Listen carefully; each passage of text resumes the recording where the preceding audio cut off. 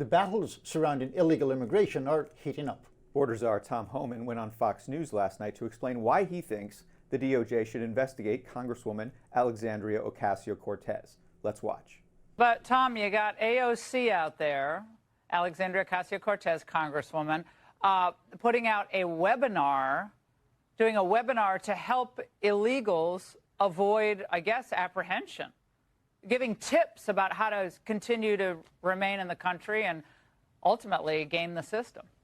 And I sent an email today to the Deputy Attorney General. At what level is that impediment? Is that impediment?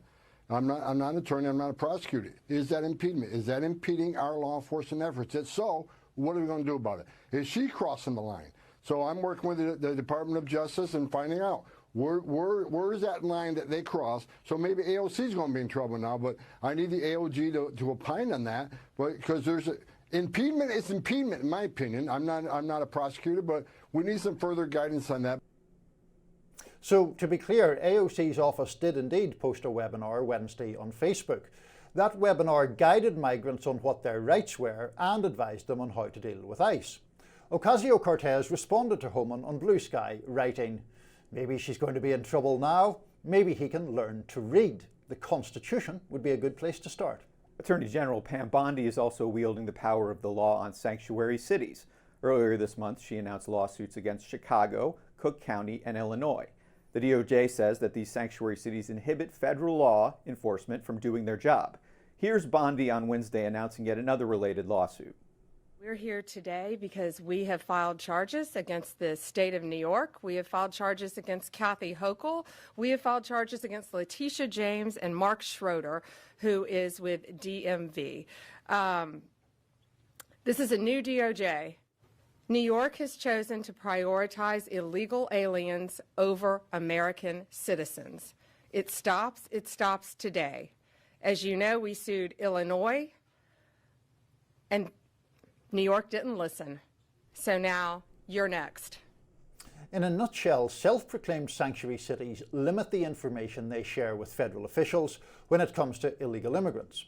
Portland, San Francisco, New Haven, and now Seattle are themselves suing the Trump administration. Those cities allege that Trump is illegally cutting off federal funds to them over their sanctuary policies. Seattle City Attorney Ann Davidson told the Seattle Times in a statement, quote, "I think it's important to say this should not be tolerated, and we're going to make sure we have our voice heard. It is an issue about federal overreach into local control." New York Congressman Mike Lawler wrote on X, "New York must end its sanctuary state and city policies immediately. The failure to obey federal immigration law and fully cooperate with immigration and customs enforcement has resulted in the death of Americans. It must end today. Governor Hochul, repeal your executive order now." Meanwhile, satirical account Rep Jack Kimball, that is not a real rep to be clear, that's why it's satirical, wrote on X, "Wow, AOC has been caught telling immigrants their rights. No wonder Tom Homan is outraged. If people start exercising their rights, it could really impede ICE."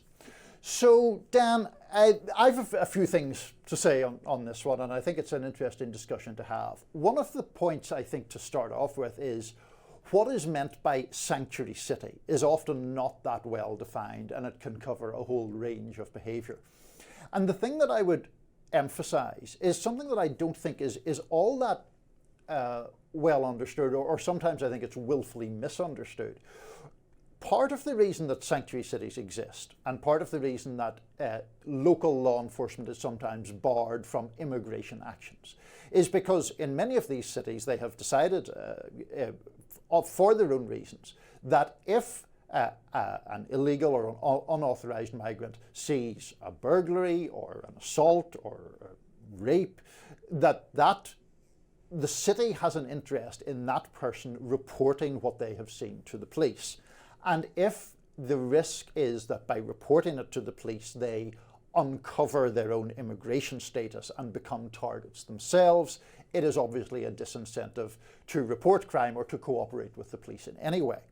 That seems to me a very valid principle. Yes, it absolutely does. But there are other issues there. There's the fact that when conservatives and a lot of other people see this, they see it. I think most people have great empathy for illegal immigrants to this country coming from places that had horrible, horrible conditions. But when they see cities accommodating them in this way, when they see cities saying, we're open to you, and they actually get a little upset because they feel that the government is now aiding and abetting something that was originally illegally done, because it was illegal when they crossed the border, by these immigrants. So they draw the line there. Also, the other problem I see with this is perhaps the immigrants also misunderstand this, and they say, well, I can go to a sanctuary city and I'll be safe there, and that encourages more illegal immigrants to come across the border. If that's the case, that's something that definitely needs to be looked at. I don't, I think that local law enforcement cooperating with illegal immigrants is a very, very important thing. We need this to solve crimes in the country, but at the same time, I kind of understand, especially when you have cities that are overwhelmed by illegal immigrants using the resources of the city, as we've seen in places like New York or Chicago or even Denver. Yeah, I mean, I am not completely blind to that argument, and I am not someone who's on the far reaches of the left when it comes to immigration. I mean, I think that there are obviously genuine issues when you have millions and millions of people in the country who aren't legally entitled to be there. Self-evidently, that's a problem. My issue really is, it is a problem for the immigration authorities to deal with in one instance, and in a broader sense, an issue for the Congress to deal with in terms of passing laws that make more sense. Now, the enforcement of the laws that do exist does, in fact, in my view, fall to people like ICE. It doesn't fall to the New York Police Department or the Seattle Police Department or whomever. Yes, no, I think you're absolutely right on that. It does fall to the executive branch to make decisions on what they want to do here. And that's why you're seeing this fear, yes, but also concern by people like Alexandria Ocasio-Cortez on this particular issue. But like I said, the supremacy clause is very clear. I don't have a problem with those illegal immigrants, those here illegally, knowing their rights, knowing what they can and can't say, knowing what they can and can't do. At the same time, everybody needs to respect the laws, and everybody needs to, whether you like it or not, give the authority to the executive branch when it comes to illegal immigration. This is going to be a front and center issue for the entire administration. They're going to be fighting about this. It's going to be stuck in the courts. Perhaps the Supreme Court is going to have to rule on this. Mr. Homan, though, seems dedicated to solving this problem. He seems like a very, very hardline type of guy, and it'll be very interesting to see how not just immigrants, but also members of Congress sympathetic to illegal immigrants adjust to this.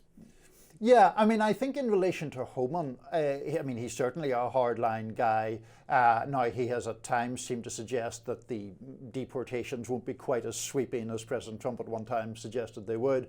Other times he has adopted very hardline rhetoric. The issue that I would have with the clip we played where he went after AOC is his objections seem to be her informing people of their rights, which, as you said, they've every right to exercise. It is not, it's not some law-breaking offence on her part. I don't know how he reaches that conclusion. I don't believe it is. But Homan, as a hardliner, is going to attack anyone who suggests that the immigration, ICE, is doing something wrong. And that's part of the Trump administration's plan here, is to go after absolutely anybody who questions their methods. What concerns me the most is you don't want, I don't think anybody wants to see immigration officials, ICE, going into houses in the middle of the night, taking children out, screaming. You know, remember Elian Gonzalez back and the controversy that surrounded that. That would be problematic for the administration if the tide turns on them. Right now, cracking down on illegal immigration is relatively popular. The term mass deportations, it's a little scary to me, but for some reason most people are saying, okay, let's do that. I think once they know what it means, though, once they see what it entails to have a mass deportation, if indeed they're not just going to go after criminals, if they're going to start going after just the average run-of-the-mill illegal, that's going to be problematic for them. Sure. No, I think that is, and I think that could be a point at which public opinion changes. In any event, coming up on Rising, Trump takes over the Kennedy Center. Stay with us for that.